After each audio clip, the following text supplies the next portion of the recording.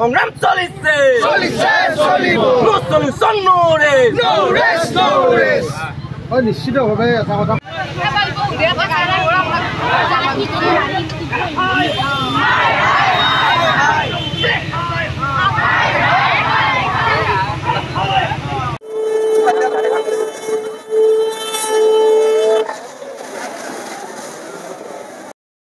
মৰ্মে আমি আজি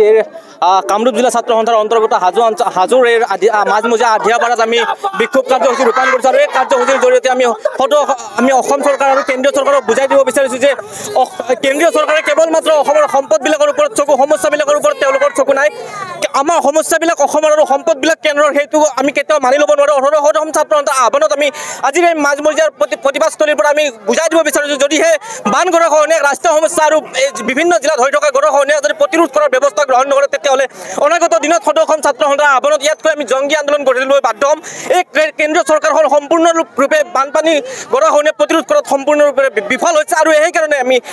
এটা স্থায়ী সমাধান বিচাৰিছোঁ যাতে ৰাষ্ট্ৰীয় সমস্যা হিচাপে ঘোষণা কৰি এই বানপানী আৰু গৰাখহনীয়াৰ যাতে স্থায়ী সমাধান কৰে তাৰ কাৰণে আমি আজি প্ৰতিবাদস্থলীৰ পৰা আমি কেন্দ্ৰীয় চৰকাৰ আৰু অসম চৰকাৰক সকীয়াই দিছোঁ। ছাত্ৰ সন্থা আহ্বানত সদৌ কামৰূপ জিলা ছাত্ৰ সন্থা হাজোৰ মাজমজিয়াত আমি বানপানী গৰাখহনীয়া ৰাষ্ট্ৰীয় সমস্যা ৰূপে ঘোষণা কৰাৰ দাবীত আজি আমি প্ৰতিবাদ সাব্যস্ত কৰিছোঁ। এটা কথাই এই প্ৰতিবাদস্থলীৰ পৰা স্পষ্টভাৱে ক'ব বিচাৰিছোঁ যেতিয়ালৈকে বানপানীক আৰু গৰাখহনীয়াক ৰাষ্ট্ৰীয় সমস্যা ৰূপে ঘোষণা নকৰে তেতিয়ালৈকে আমি সদৌ অসম ছাত্ৰ সন্থা ক্ষান্ত হৈ নাথাকোঁ। ইয়াৰ পৰা আমাৰ স্পষ্ট বাৰ্তা আৰু এটা কথা স্পষ্টভাৱে ক'ব বিচাৰিছোঁ আজি আমি এটি বিশেষ স্থানত আমি প্ৰতিবাদ সাব্যস্ত কৰিছোঁ কাৰণ আমি চৰকাৰক দেখুৱাব বিচাৰিছোঁ তেওঁলোকে সততে কয় যে বানপানী ক'ত আছে গৰাখহনীয়া ক'ত আছে। আমি যিটো অঞ্চলত আমি প্ৰতিবাদ সাব্যস্ত কৰিছোঁ ইতিমধ্যে বৰলীয়া নৈয়ে শ মানুহক মানে মানসিকভাৱে তেওঁলোকে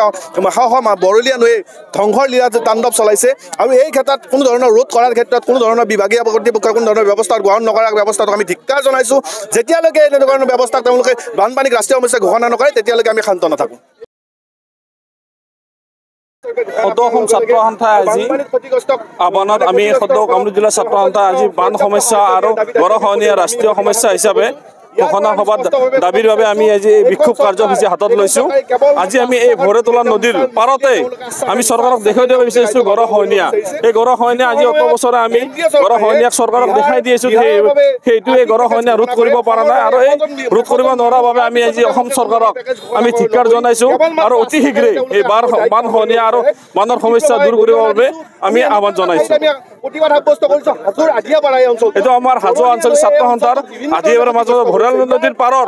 আজি ইয়াত নদীৰ পাৰতে আমি এই প্ৰগ্ৰামটো কৰি আমি অসম চৰকাৰক দেখুৱাব বিচাৰিছোঁ গৰাখহনীয়া এই গৰাখহনীয়াই আমাৰ হাজোৰ বহু কিমান খেতি বাতিকে ধৰি ঘৰৰ